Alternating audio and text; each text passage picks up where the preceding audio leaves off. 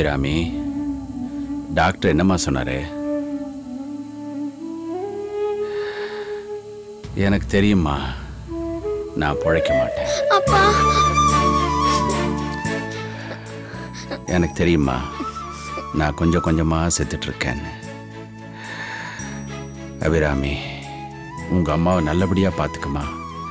தம்பியும் தங்கச்சி நல்லபடியா படிக்க வையுமா. உங்க அம்மாவுக்கு ஒண்ணுமே தெரியாதுமா, அவ ஒரு வெகுளி. அபிராமி, நம்மளோட இந்த நிலைமைக்கு யார் காரணம் தெரியுமாமா? அந்த துரோகி ஆர்கேதாம்மா. அதை மட்டும் மறக்காதம்மா. அந்த ஆர்கே இருக்கானே, அவன் ஃப்ரெண்ட்ஷிப்கே விரோதிமா. என்ன சீரழிச்சு இப்படி பண்ணதே அவன்தாம்மா. என்ன அழிக்க பார்த்த அவனை நீதாமா அழிக்கணும். அவனை நீதாமா பழி வாங்கணும். செய்வியாமா? அவன் சாம்ராஜ்யத்தை தவிடுபொடியாக்கணும். அவனை அவன் குழந்தைகளை பிரிக்கணும். செய்வியாமா?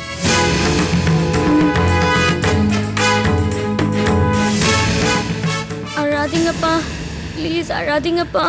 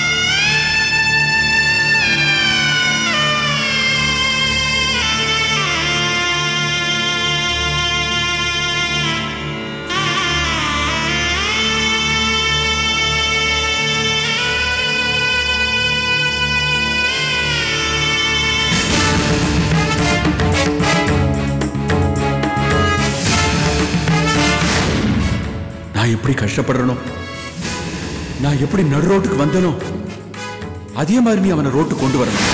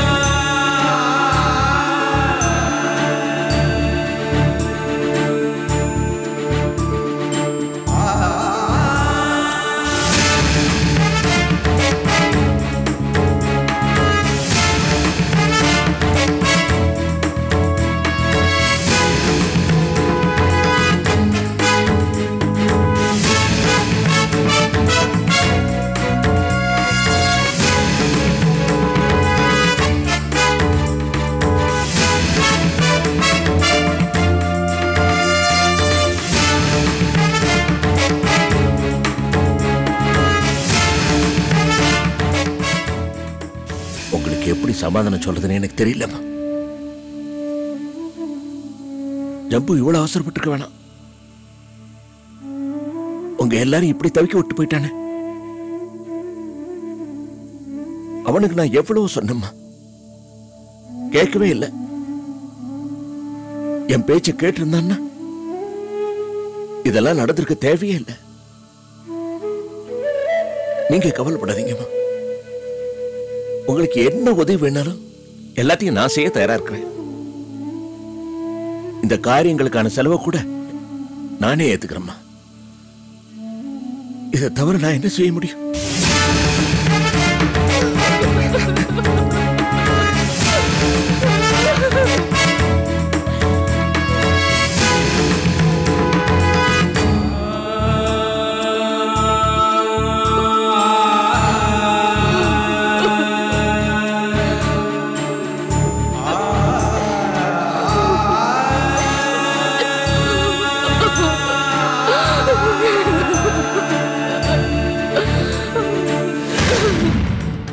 அவனோட சாம்ராஜ்யத்தை நீ அழிக்கணும். கண்டிப்பாப்பா. அவனை சும்மா விடக்கூடாது.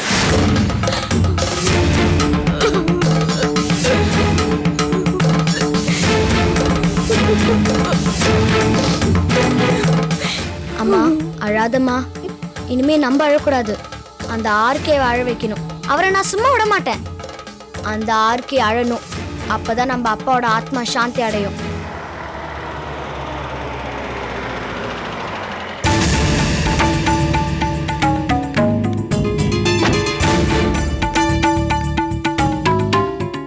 அம்மா அந்த ஆர்கே வராரு. அவர்கிட்ட நீ எதுவும் பேசாத, நான் பேசிக்கிறேன்.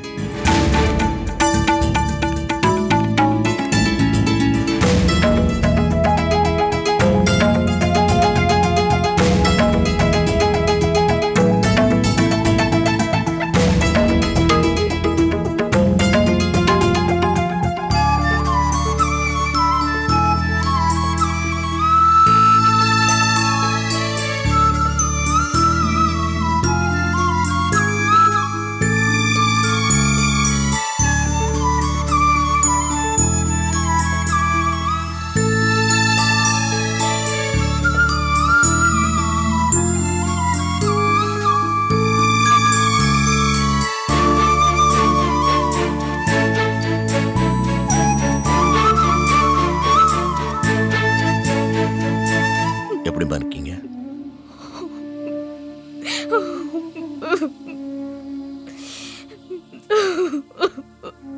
சாரிம்மா, வார்த்தைகளால உங்களுக்கு ஆறுதல் தர முடியாது. கொஞ்சம் பிரச்சனைகளை விட்டுட்டு போயிருக்கிறேன். சின்ன சிறுசுகளை இப்படி குழந்தைகளை விட்டுட்டு இப்படி திடீர்னு போய் சேர்ந்துட்டானே. எவ்வளவு தடவை அவனுக்கு எடுத்து சொன்னமா? என் பேச்சு கேட்டிருந்தானா இன்னைக்கு இந்த வீட்டுக்கு இந்த நிலைமை தேவையில்லை. நீங்க கவலைப்படாதீங்கம்மா, நீங்க அனாதை இல்லை. என்ன உங்க சகோதரன் மாதிரி நீங்க நினைச்சுக்க. அவன் விட்டுட்டு போன பொறுப்பெல்லாம் நான் நிறைவேற்ற தயாரா இருக்கேன். அவன் என் கம்பெனி விட்டு வெளியே போனதில்ல. உங்களுக்கு நியாயமான வருத்தம், கோபம் எல்லாம் இருக்கும், எனக்கு புரியுது. ஆனா அந்த விஷயத்துல நான் ஹெல்ப்லெஸ்மா. ஏன்னா அது கம்பெனியோட நீதி, சட்டம், இது சம்பந்தப்பட்ட விஷயம்மா. என்னால அதை தடுக்க முடியல. ஆனா அவன் கம்பெனி விட்டு வெளியே போனாலும் கடைசி வரைக்கும் என் மனசுல அவன் நண்பனாத்தான் இருந்தான். அது விஷயமா தான் உங்ககிட்ட முக்கியமா ஒரு விஷயம் சொல்ல வந்திருக்கிறேன். அவன் என்கிட்ட கோவிச்சுட்டு வெளியே போறதுக்கு முன்னால நாங்க 2 பேரும் நெருங்கிய நண்பர்களா இருக்கும் போதே பேசி முடிவு பண்ண விஷயமா இது. அப்பவே நான் உனக்கு ஒரு வாக்கு கொடுத்திருந்தேன்.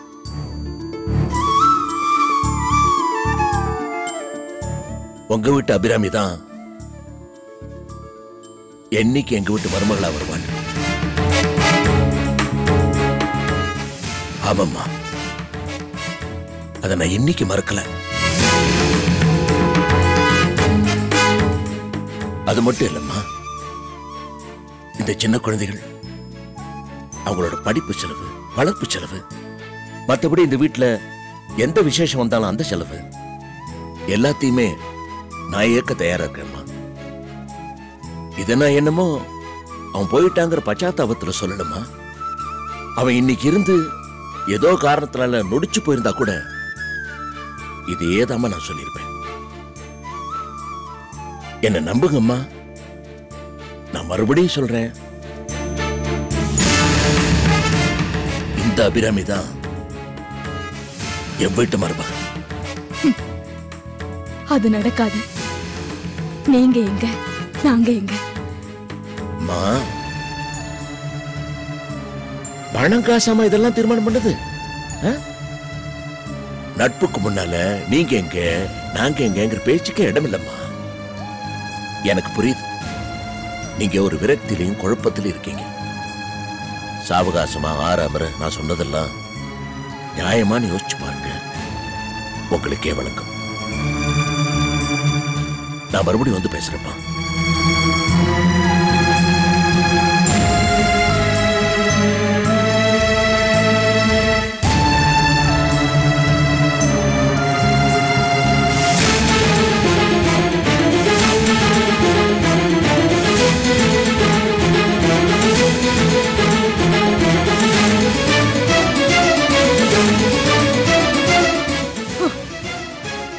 என்ன பணத்திமிரு பாத்தியாடி அவனுக்கு?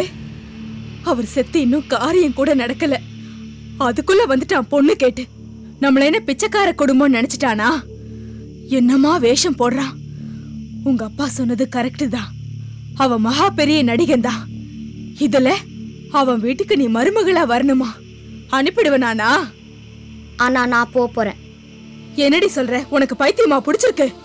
இல்லம்மா, ஆர்கே ஒரு நடிகர்னா அவரோட மிகப்பெரிய நடிகையா நான் வேஷம் போட போறேன். என் வேஷம் என்ன தெரியுமா?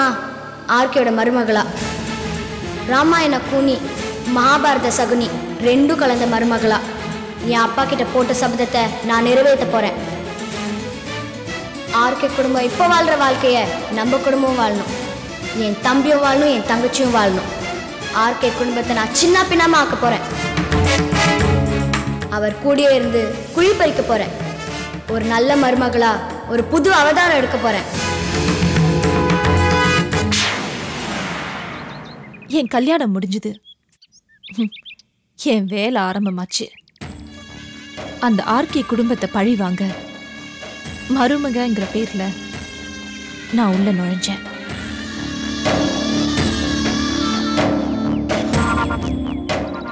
அன்னையிலிருந்து இன்னை வரைக்கும் ஆர்கே சாம்ராஜ்யத்தை அழிக்கிறதுக்காக நான் பாடுபடுறேன், நல்ல மருமகங்கிற பேரோட. இதெல்லாம் கேட்கும்போது உன் மனசு அப்படியே துடிக்குமே. போய் ஆர்கே காப்பாத்தணும்னு தோணுமே. போய் சொல்லு. ஆனா அங்க உன்னை யாரும் நம்ப மாட்டாங்க. ஏன்னா அந்த வீட்டுல என் வேறு அந்த அளவுக்கு பரவி இருக்கு. அங்க நான் வச்சதுதான் சட்டம். என்ன மீறி மாமாவும் அத்தையும் எதுவுமே செய்ய மாட்டாங்க. நான் மருமகளா எடுப்பிலேயே ஏன் என் திட்டத்தை ஆரம்பிக்கலன்னு தெரியுமா? என் தம்பியும் தங்கச்சியும் வளரணும்னு காத்துட்டு இருந்தேன்.